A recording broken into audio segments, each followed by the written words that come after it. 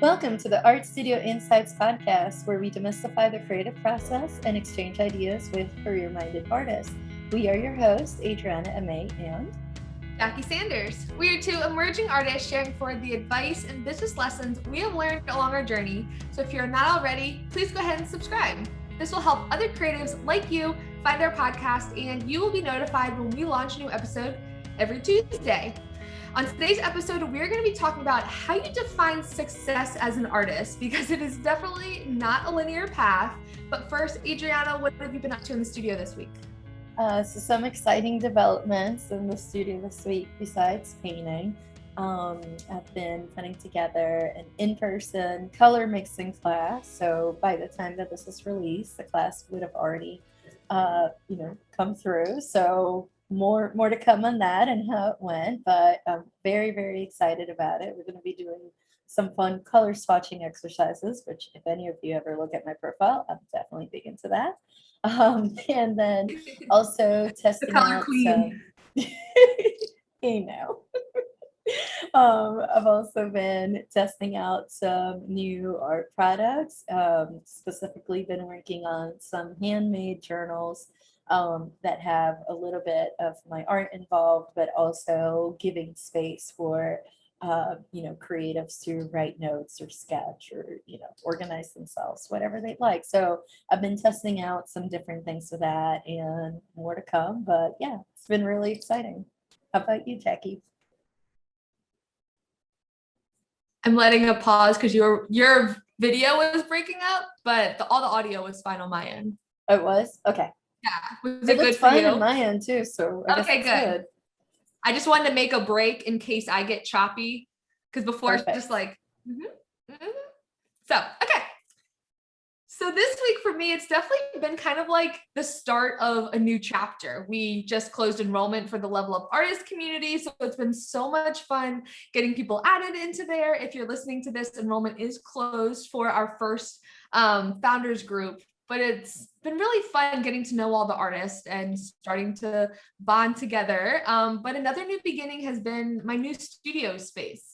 So if you follow me on social media, and I mentioned it on our podcast, I just moved studios right across the hall. So slowly inching closer to Adriana's studio, but really getting settled into the space and really finding my new creative flow. So I built a table this weekend out of some flat files that I bought off Facebook Marketplace, which is super fun, and really trying to figure out what that creative practice looks like in the new space at preparation for some big end of the year goals that I'm pushing for. Yeah, absolutely. So definitely a lot of exciting stuff. I love it when we're both involved in new projects. It always just, especially middle of the year, can feel, kind of depending how sales are going, how things are going, it can kind of feel like, kind of things slow down, right? Or stagnate a little bit. How every year stand out, you start out with all these fresh goals, middle of the year just kind of plateaus a little bit. So it's really exciting to have these different projects going on to kind of breathe fresh air and keep us going throughout the rest of the year, right? So that's the plan. Exactly. And especially thinking towards the end of the year, like you were saying, you had the beginning of the year goals, these big visions.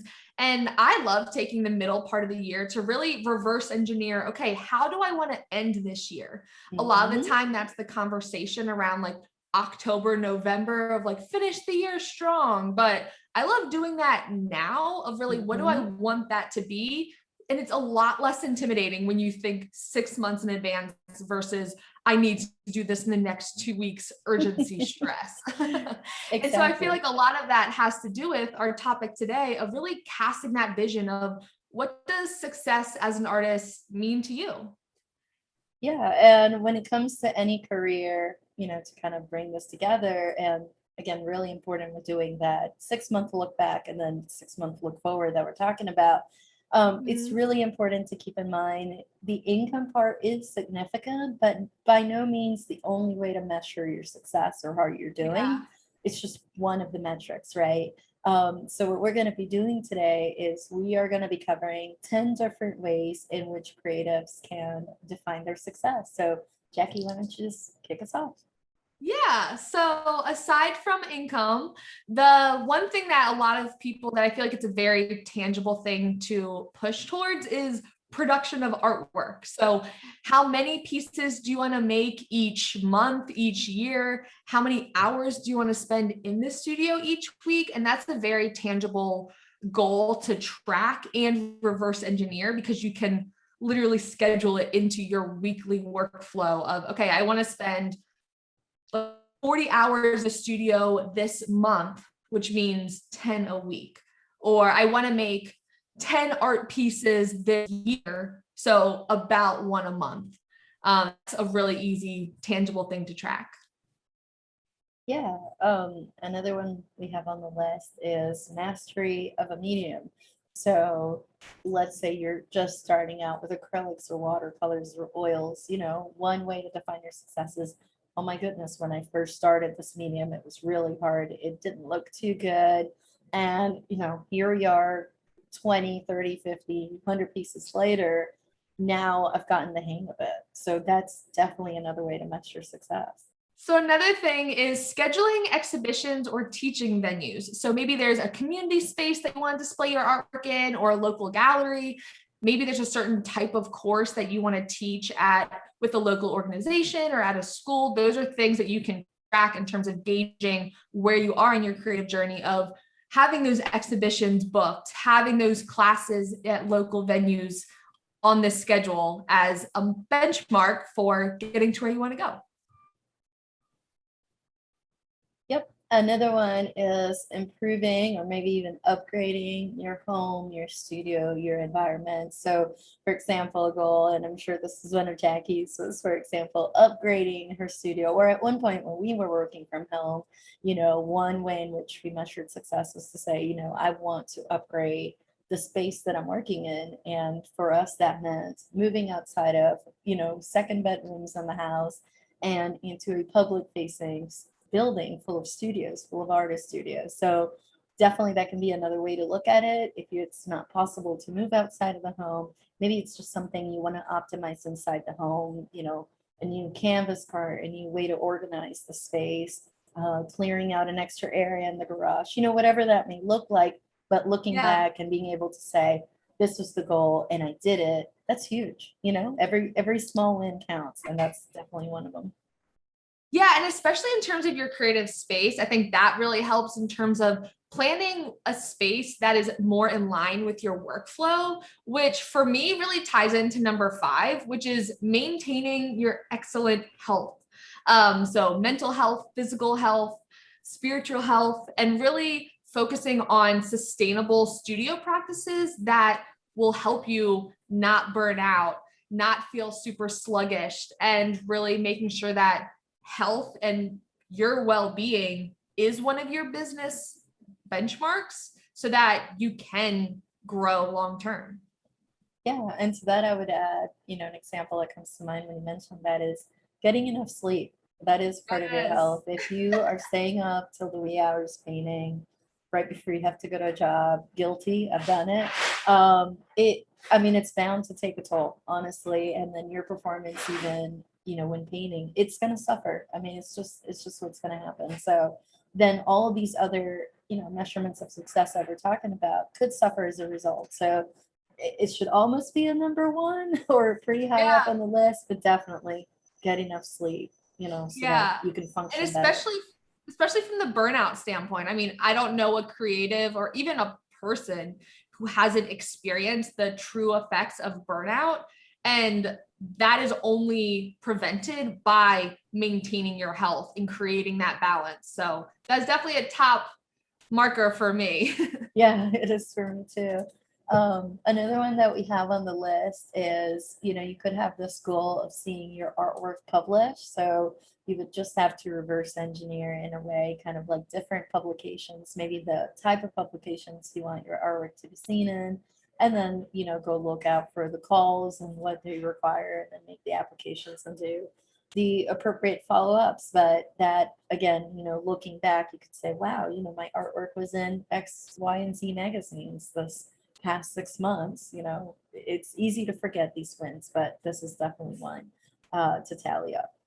Yeah, another one that definitely takes some tracking as you go would be trying to aim for increased visits to your website or blog, maybe tracking the number of subscribers on your newsletter list or connections on social media. So definitely taking how you track your art business digitally in terms of visitors to all your various platforms and really building those long-term connections with your audience.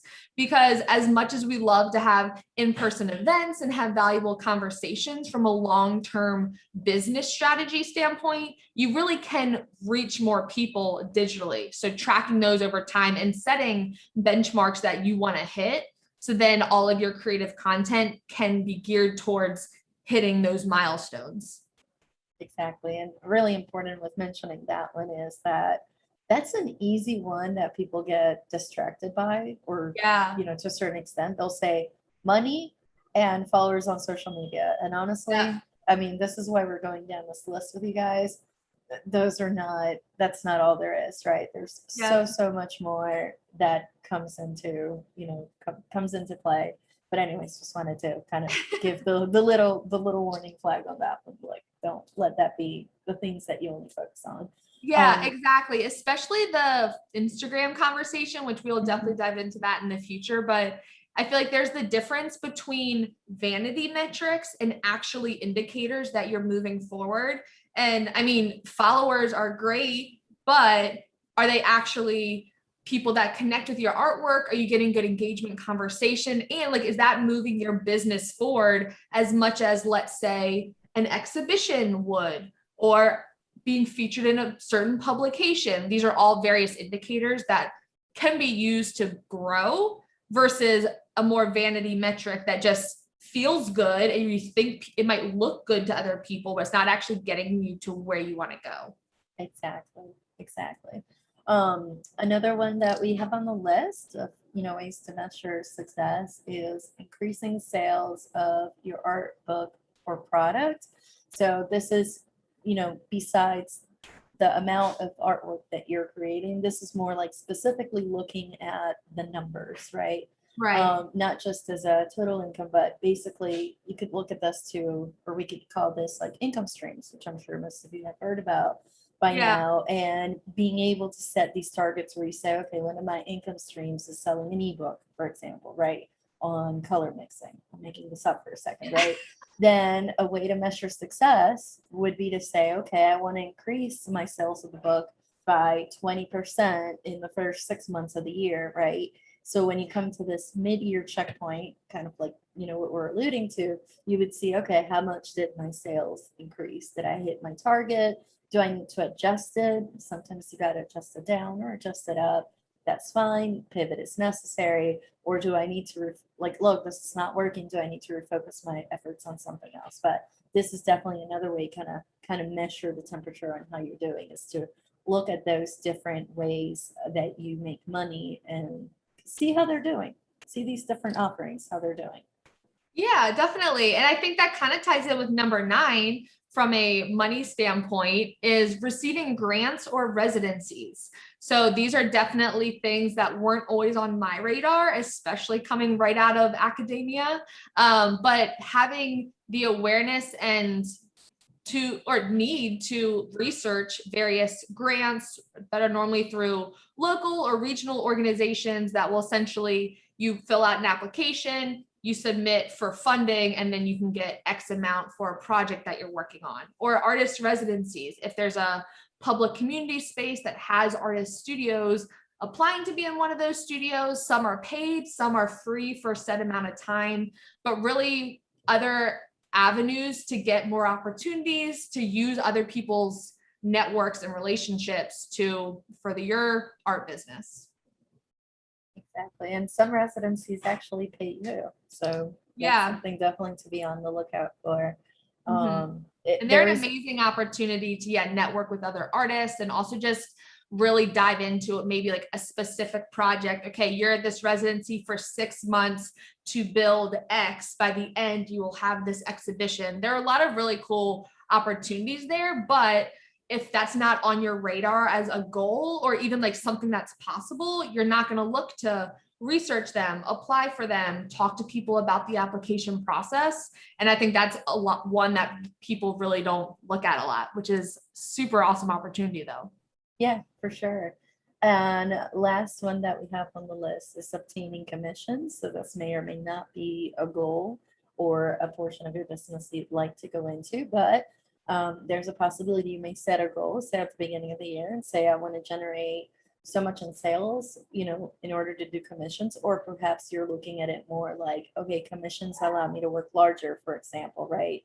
So you may set a goal to do commissions of specific sizes and trying to get those out. And again, when you do that mid-year check-in, you can say, okay, how many did I do? So you're a muralist. How many murals did I do that were like 100 feet long, for example, right?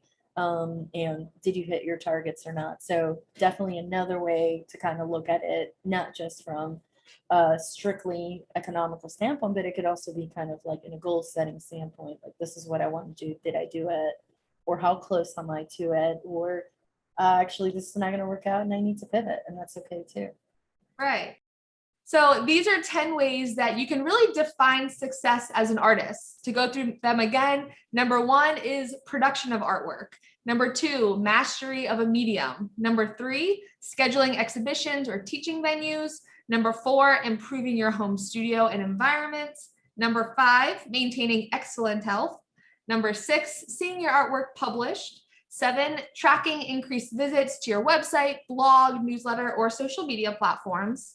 Number 8, increasing sales of your artwork, book, or product. Number 9, receiving grants and residencies. And number 10, obtaining commissions. But now that these are things that are on your radar, how do you define success is really up to you. Yeah, and there's a few ways to look at it, because you might say, okay, there's all the things, right? We mentioned 10. There's definitely way more than 10. And everybody's going to have, some definitions that are personal to them that, it's everybody's different, right? Yeah. So it can get really overwhelming if you look at a list like this and you go, but I don't know that I want to do all 10 of these things, or, maybe I just thought of something simpler. That's okay. Here's kind of how we look at it, right?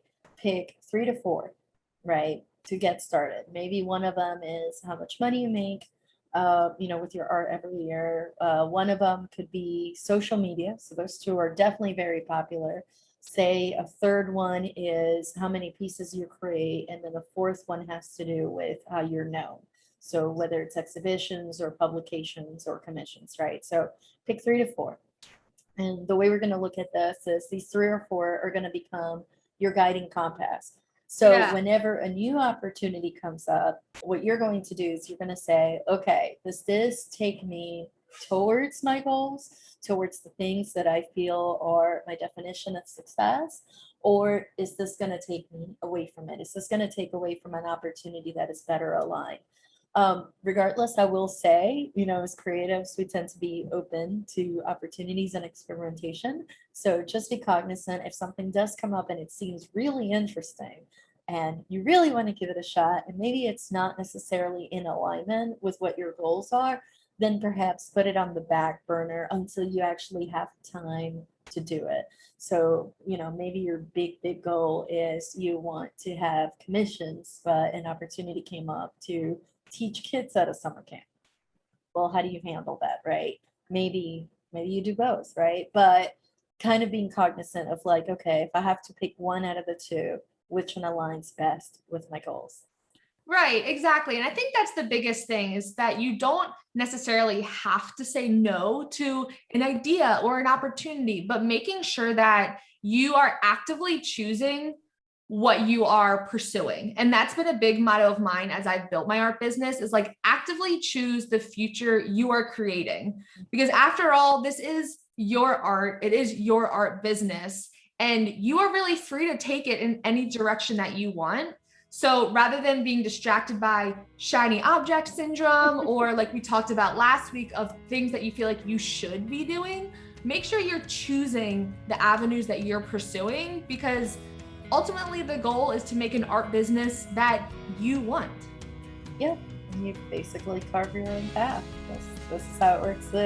definitely with creative businesses and a lot of small businesses in general. But that is all that we have for today, and that's a wrap on today's episode. We really hope you enjoyed this conversation.